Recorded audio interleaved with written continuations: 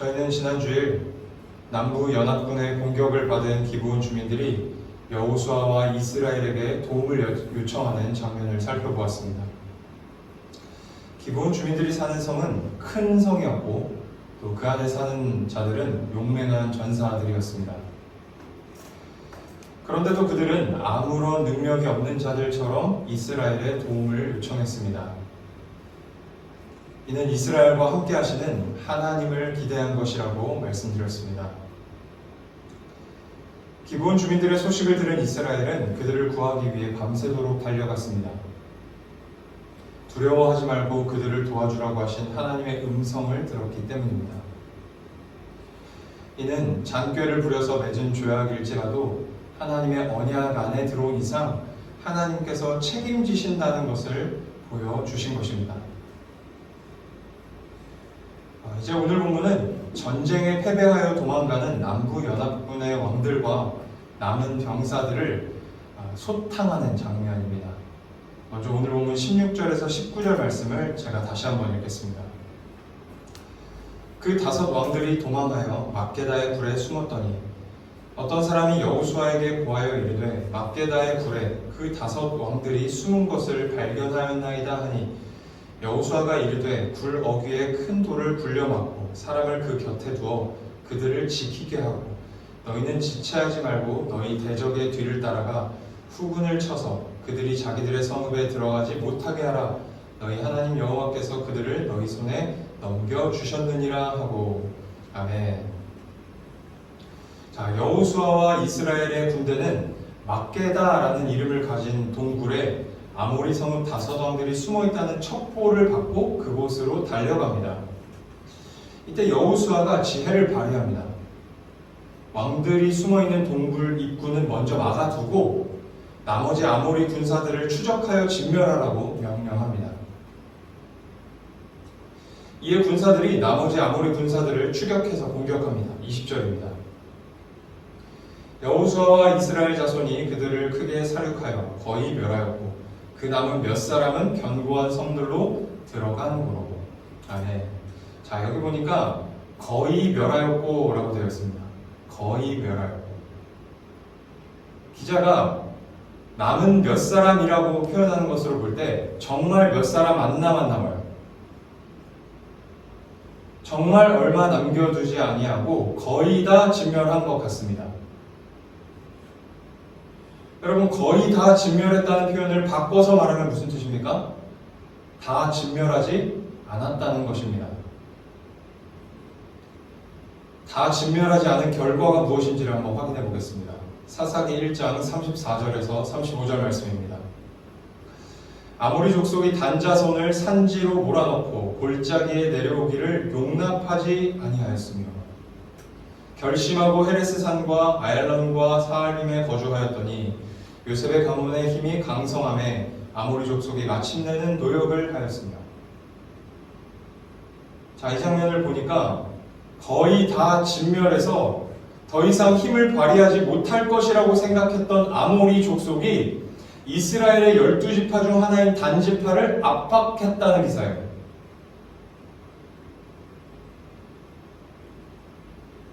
여러분, 사사기는요, 여호수아가 죽고 난 다음에, 바로 다음에 일어난 일이에요. 그러니까 오늘 본문에 남은 몇 사람이 불과 얼마 되지 않아서 다시 세력을 키워 이스라엘에 위협을 준 것입니다. 자, 사무엘상 7장 14절 말씀도 한번 읽어보겠습니다. 블레셋 사람들이 이스라엘에게서 빼앗았던 성읍이 에그론부터 가드까지 이스라엘에게 회복되니 이스라엘이 그 사방 지역을 블레셋 사람들의 손에서 도로 찾았고 또 이스라엘과 아모리 사람 사이에 평화가 있었더라. 자, 여기에 보니까 이스라엘과 아모리 사람 사이에 평화가 있었더라라는 표현이 있어요. 여러분, 이 표현이 무슨 뜻일까요? 이스라엘과 아모리 족속 사이에 평화하지 못할 때도 있었다는 것이죠. 그만큼 이스라엘에게 위협이 될 정도로 아모리 족속의 세력이 커졌다는 거예요. 자, 한 구절만 더 보겠습니다. 열왕기상 21장 26절 말씀입니다. 그가 여호와께서 이스라엘 자손 앞에서 쫓아내신 아모리 사람의 모든 행함같이 우상에게 복종하여 심히 가증하게 행하였더라. 아모리 사람들이 섬기는 우상이 이스라엘에 영향을 주었다는 것을 보여주는 장면이에요.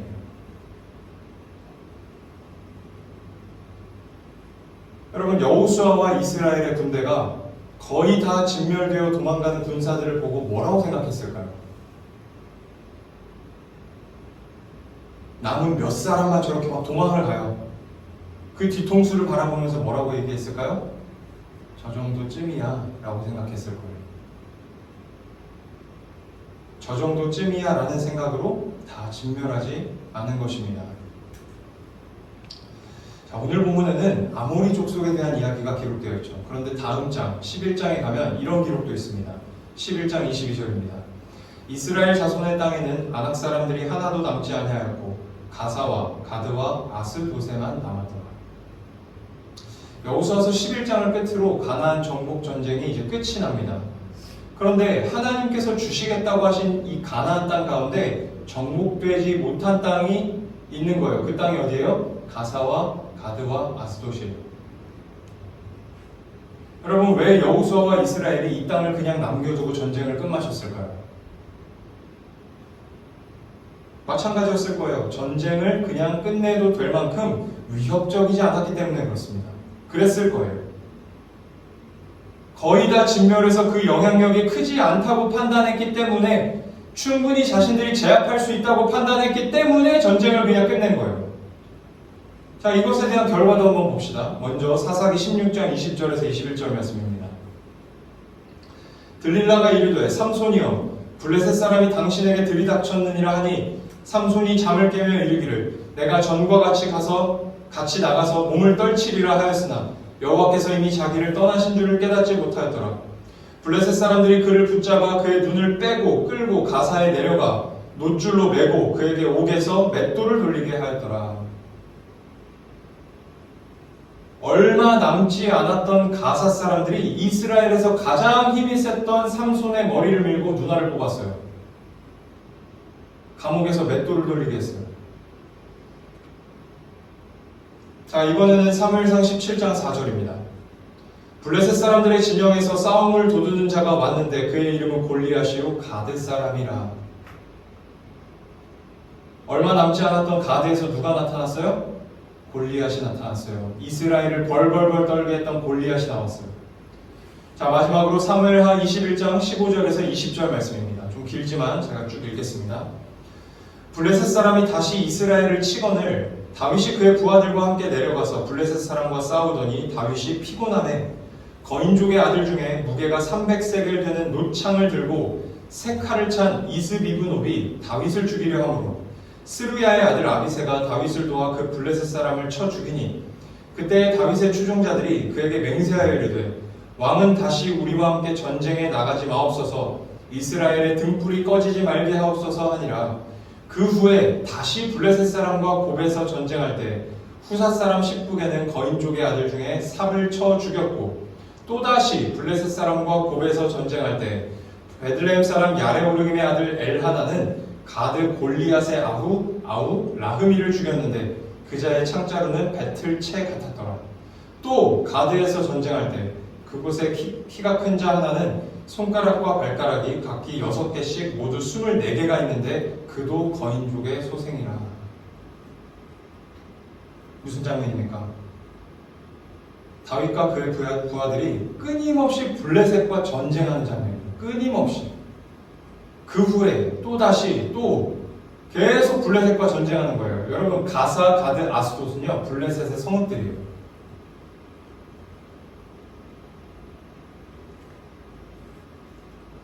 에이, 이 정도는 괜찮아 라고 하는 안일한 마음으로 남겨놓은 가사와 가드와 아스돗이 다시 성장해서 역사 내내 이스라엘을 위협한 것입니다. 역사 내내 이스라엘을 발목 잡았어요.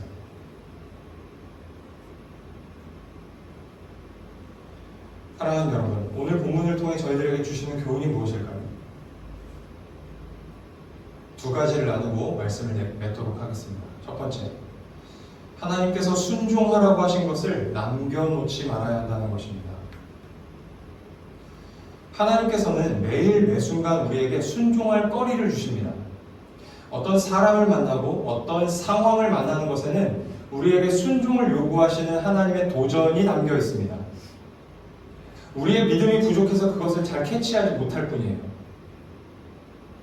그렇게 매일 매순간 순종하라고 하시는 것에 순종하지 않을 때,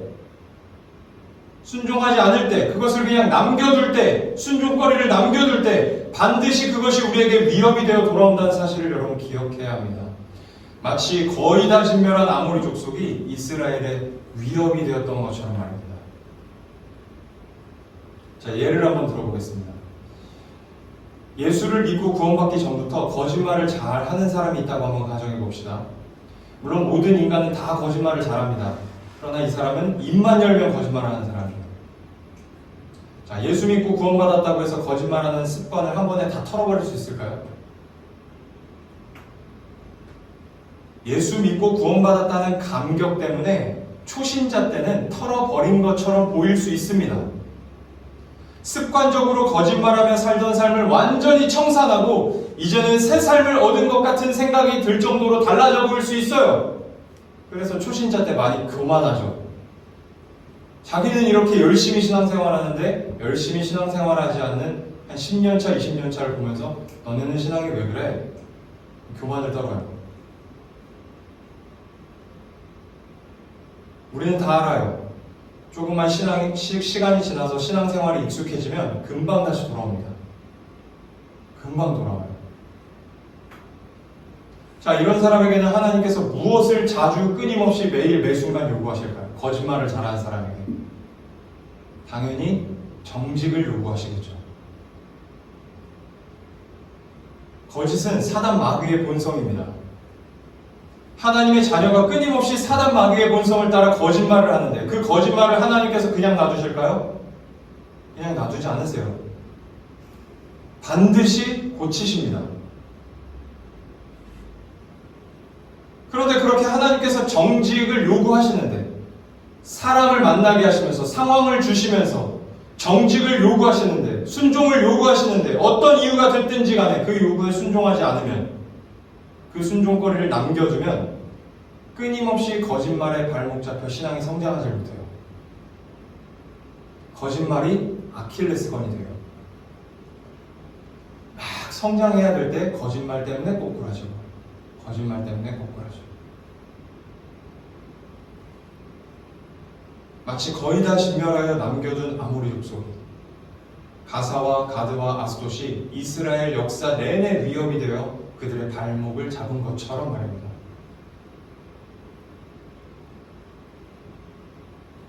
사랑하는 여러분, 하나님께서 우리에게 순종을 요구하시는 것은 우리를 피곤하게 하시려는 것이 아닙니다.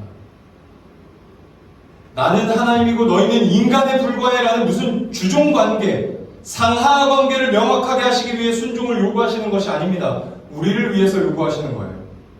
우리가 더 괜찮은 사람 되게 하시려는 거예요. 더 하나님의 자녀답게, 더 하나님 나라의 백성답게 살게 하시려는 거예요. 온전하신 예수님의 인격과 성품을 담게 하시려는 거예요. 하나님께 순종할 때 진짜 행복한 삶을 살 수 있다는 것을 누구보다도 잘 아시기 때문에 우리에게 요구하시는 것입니다.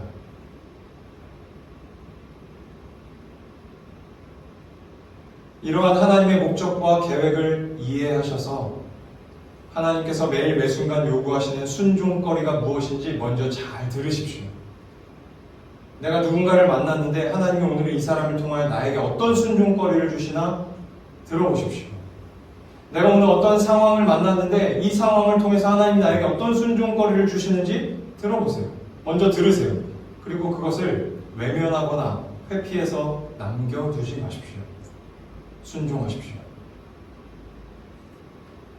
남겨두지 않는다는 말은 결과적으로 순종을 해내는 것만을 의미하지 않아요. 순종에 성공하는 것만을 의미하지 않아요. 어떻게든 순종하고자 애쓰는 그 과정까지 포함하는 내용입니다. 남겨두지 않는 신앙을 통해 늠름하고 자랑스러운 신자로 자라가는 저희 모두가 될 수 있기를 축복합니다. 그런가 하면 오늘 본문을 통해 저희들에게 주시는 아주 중요한 두 번째 교훈이 있습니다. 오늘 본문에서 여호수아와 이스라엘의 군대는 아모리 족속을 남겨두었어요. 남겨진 아모리 족속은 잠재적 이스라엘의 위협 요소가 되었습니다. 여러분, 이 모든 일의 책임자가 누구입니까? 여호수아이죠. 그래서 히브리서 4장 8절에서 기자는 이렇게 말합니다. 만일 여호수아가 그들에게 안식을 주었더라면 그 후에 다른 날을 말씀하지 아니하셨습니다. 히브리서 기자는 여호수아가 이스라엘에 안식을 주지 못했다라고 이야기해요. 여호수아는 이스라엘 백성들을 가나안 땅으로 인도했어요. 약속의 땅으로 인도했어요. 그러나 안식을 주지는 못했어요. 안식을 주지 못했다는 말이 무슨 뜻일까요? 여전히 여러 족속들에게 위협받는 상태로 두었다는 거예요. 그게 물리적 위협이든 영적인 위협이든지 말입니다. 그리고 앞에서 구체적으로 구절들을 살펴보았죠. 여호수아는 이스라엘의 위협이 되는 자들을 남겨놓음으로써 이스라엘에 안식을 주지 못했습니다. 그러나 참된 여호수아이신 예수 그리스도께서는 우리에게 참된 안식을 주셨습니다. 마태복음 11장 28절에서 예수님은 이렇게 말씀하십니다. 수고하고 무거운 짐진 자들아 다 내게로 오라. 내가 너희를 쉬게 하리라. 예수님에게 나오는 자는 쉬게 하신다, 안식하게 하신다 라고 말씀하십니다. 제가 쉬게 하리라 할 때 쉬리가 켜졌어요. 예수님에게 나오는 자는 쉬게 하신다, 안식하게 하신다 라고 말씀하십니다. 그런데 로마서 7장에 보면 우리가 이번 주에 묵상했었던 그 7장 22절에서 24절 말씀을 보면 이런 기록이 있어요. 내 속사람으로는 하나님의 법을 즐거워하되 내 지체 속에서 한 다른 법이 내 마음의 법과 싸워 내 지체 속에 있는 죄의 법으로 나를 사로잡는 것을 보는도다. 오라 나는 곤고한 사람이로다. 이 사망의 몸에서 누가 나를 건져내랴. 아멘. 자, 바울은 지금 신자 안에 일종의 전투가 벌어지고 있음을 이야기하고 있습니다. 하나님의 법을 즐거워하는 이 속사람과 죄 짓는 것을 즐거워하는 옛사람이 싸우고 있다고 바울 자신을 빌어서 지금 이야기를 하고 있습니다. 그런데 이 싸움에서 무엇이 이긴다고 바울이 말해요? 옛사람이 이긴다고 말합니다. 이 신자 안에 죄를 짓고 싶은 본성과 죄를 짓지 않으려는 본성이 함께 있는데 그 죄를 지으려는 본성이 더 강하여서 죄를 짓지 않으려고 하는 본성을 사로잡는데요. 그리고 죄를 짓는데요. 그래서 바울이 이렇게 비명을 지르는 거죠. 오호라 나는 곤고한 자로다. 이 사망의 몸에서 누가 나를 건져내랴.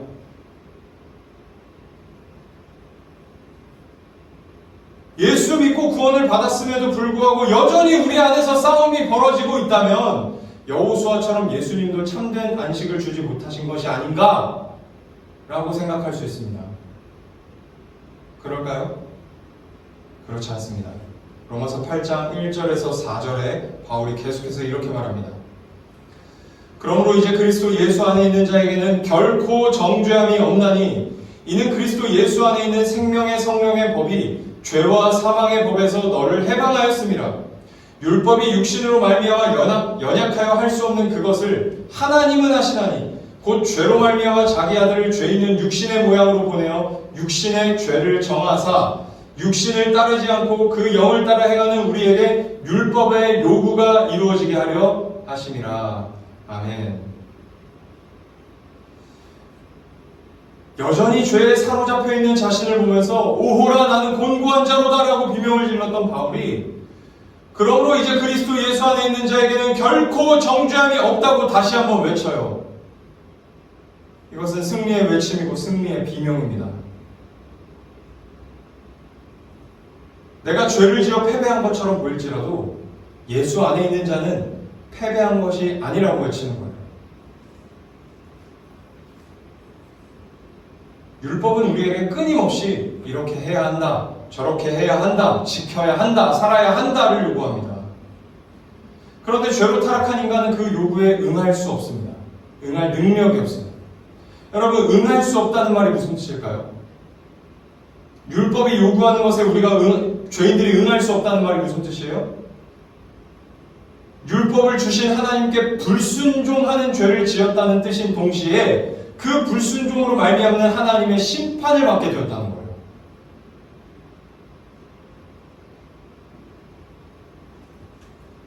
끊임없는 율법의 요구, 이렇게 해야 한다, 저렇게 해야 한다, 지켜야 한다, 살아야 한다, 이 끊임없는 율법의 요구, 죄에 대한 하나님의 심판과 정죄, 인간으로서는 도저히 감당할 수 없는 이 무거운 짐을 모든 인간이 다 지고 살아가고 있다고 성경이 증언합니다.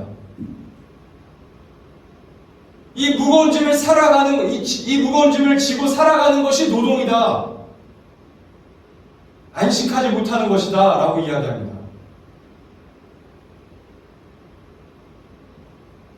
그런데 그리스도 예수 안에 있는 자에게는 결코 정죄함이 없다고 바울은 선언합니다. 왜요?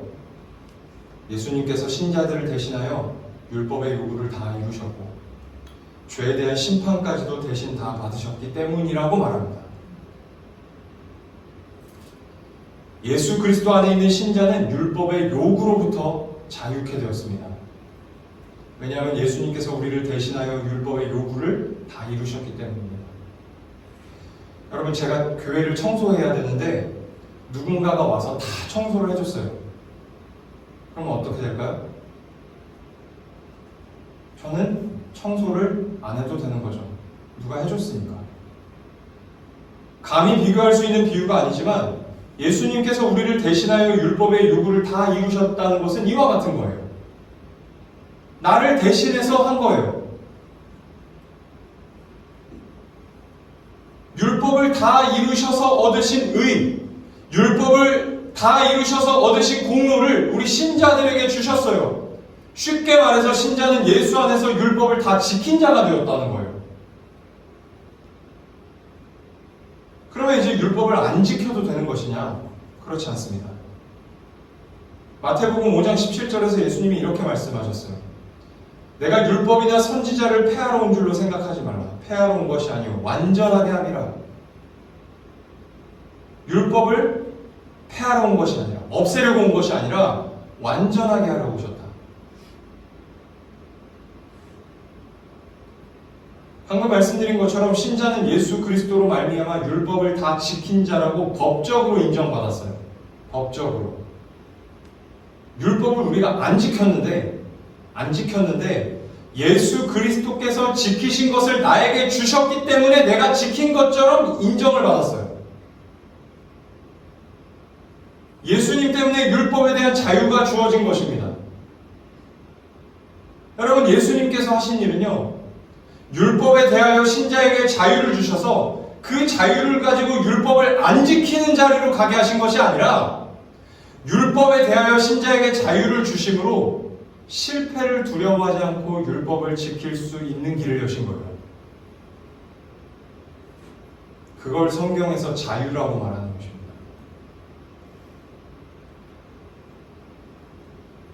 본질적으로 그런 의미는 아니지만 사실상 우리 신자들은 율법을 지키지 않아도 되는 자리에 있는 거예요. 왜? 예수님이 지키신 것을 내가 지킨 것처럼 주셨기 때문에 그래요. 그걸 성경에서 예수 그리스도께서 율법의 요구를 이루셨다라는 표현입니다.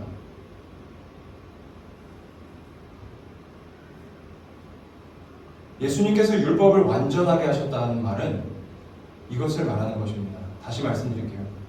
예수님께서 율법에 대하여 신자에게 자유를 주셔서 하신 일은 그 자유를 가지고 율법을 안 지키는 자리로 가게 하신 것이 아니라 자유를 주셔서 실패를 두려워하지 않고 율법을 지키는 자리로 나아가게 하신 거예요. 그게 완전하게 하셨다는 말입니다. 그러면 율법은 왜 지켜야 하는가? 제가 아침마다 보내는 그 묵상 내용에도 적어드렸지만 하나님의 마음이 담겨있기 때문에 그렇습니다. 이것에 대해서는 나중에 더 자세히 다루도록 하겠습니다. 자, 자, 율법의 요구를 다 이루신 예수님께서 율법을 다 이루셨으니까 의롭다, 하나님으로부터 의롭다고 인정을 받으셨잖아요. 그런데 그 의롭다 인정받으신 그 의를, 공로를 우리 신자들에게 주셨어요.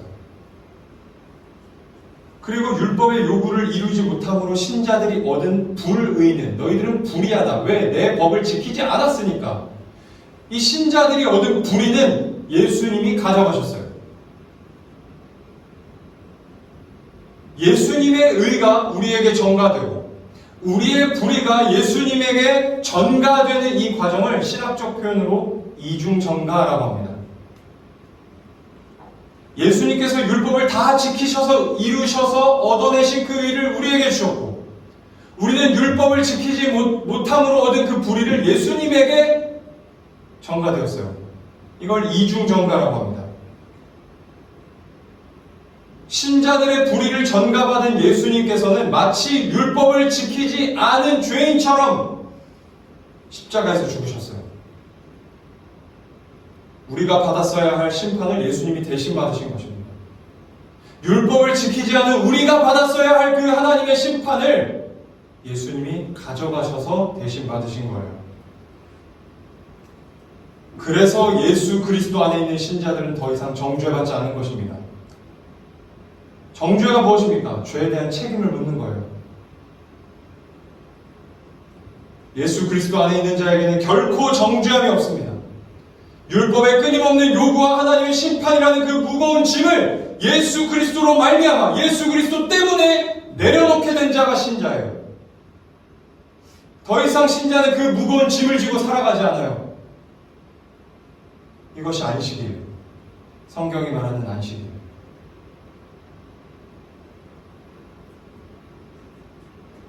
사랑하는 여러분, 우리 안에 여전히 싸움이 벌어지고 있습니다. 여전히 싸움이 벌어지고 있지만 그 싸움에서 우리가 패배하는 경우가 더 많지만 그 싸움의 결과에 있어서는 안식을 이미 얻었습니다. 이 사실을 믿으실 수 있기를 바랍니다. 우리 안에 죄와의 싸움이 끝나는 온전한 안식을 아직 얻지는 못했어요. 그 안식은 영원한 그 나라에 가서 완성될 것이고 받을 것입니다. 그러나 우리는 반드시 얻게 될 거예요. 아직 얻지 못했지만 얻은 것과 마찬가지예요. 로마서 8장 24절에 바울이 이렇게 말합니다. 우리가 소망으로 구원을 얻었음에 아직 실체를 받지 못했을 뿐 주님께서 우리에게 약속의 형태로 이미 주셨다는 거예요. 이미 주셨다. 그렇기 때문에 반드시 죄와의 싸움이 끝나는 온전한 안식까지 얻게 될 것이다 라고 이야기를 하는 것입니다. 그런데 우리가 이 사실을 잘 믿지 못해요.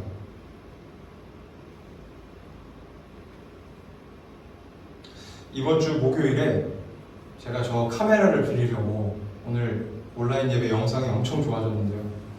카메라를 바꿔보고자 한번, 근데 바꿔보기 전에 또 먼저 돈부터 쓰면 아까울 수 있으니까 빌리러 이제 여의도에 갔어요. 목요일에 오전에 교회 나오지 않고 여의도에 갔습니다. 근데 목요일날 날씨가 굉장히 좋았어요. 그래서 운전하고 가는데 기분이 굉장히 좋더라고요. 그리고 제가 또 그 여의도에 좋아하는 콩국수집이 있어서 그거 먹을 생각이 신이 났어요. 그런데 운전하고 가는 중에 갑자기 두려움과 불안이 제 안에 찾아왔어요. 내가 지금 이러고 있어도 되나? 라는 생각 때문이었습니다. 목사로서 하루하루 열심히 살아야 하는데 이렇게 여유로워도 되나? 라는 단순한 생각이었으면 괜찮았을 것입니다. 내일 열심히 하지. 근데 그게 아니라 하나님과의 관계와 연결된 불안과 두려움이었어요. 내가 지금 이렇게 여유 부리고 사는데 하나님이 나에게 복을 주실까? 내가 지금 기도도 안 하고 전도도 안 하고 여유를 부리고 있는데 하나님이 우리 교회에 복을 주실까? 나 지금 잘못하고 있는 거 아닌가? 라는 어떤 출처도 없는 생각들이 저를 두렵게 하고 불안하게 만들었습니다. 사랑하는 여러분, 우리가 다 그렇지 않습니까? 여러분, 성경 읽지 않고 말씀 묵상 한 주 동안 하지 않고 기도도 소홀히 하면 어떤 일이 벌어집니까? 주일날 교회 올 때 찝찝해요. 불편해요. 내가 지금 가도 되나? 예배드리러 가도 되나? 왜 그런 것입니까? 예수 그리스도 안에서 누리게 된 안식을 믿지 못하는 거예요. 오늘도 내 종교적 열심과 행위로 하나님과의 관계를 유지해야 한다는 잘못된 믿음, 혹은 내 안에 깊게 뿌리박힌 종교성에 기인한 불안과 두려움인 거예요. 사랑하는 여러분, 예수 그리스도께서 저희를 안식에 이르게 하셨습니다. 수고하고 무거운 짐진 자들아 다 내게로 오라, 내가 너희를 쉬게 하리라 말씀하셨어요. 여러분, 이 말씀은 우리 신앙생활에서 너무나도 현실적이고 실제적이고 능력 있는 말씀인 거예요. 내가 너희를 쉬게 하리라. 하나님과의 화평한 관계를 위해 필요한 모든 일을 예수님께서 다 하셨어요. 우리가 할 일은 없어요. 더 이상 할 일은 없어요. 하나님과의 관계를 위해 해야 할 일은 전혀 없고 오직 하나님을 믿는 자로서 마땅히 나타내야 할 거룩한 일만 남은 거예요. 하나님과의 관계를 온전하기 위해서 거룩하게 사는 게 아니라 내가 신자니까, 내가 하나님의 백성이니까, 자녀니까 세상 사람과 다르게 살아야지 라는 측면에서 할 일만 남았다는 거예요.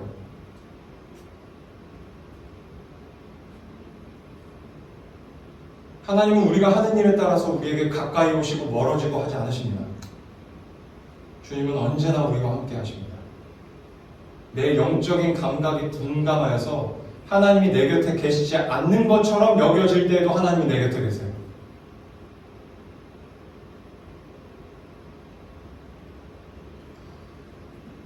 종교적 열심과 행위 없음으로 찾아오는 불안과 두려움을 예수 그리스도의 이름으로 물리치십시오. 그리스도 예수 안에 있는 자에게는 결코 정죄함이 없고 오직 예수 그리스도 안에서 하나님과 화평할 수 있다고 매일매일 선포하십시오. 매일매일 이 불안과 두려움과 싸우십시오.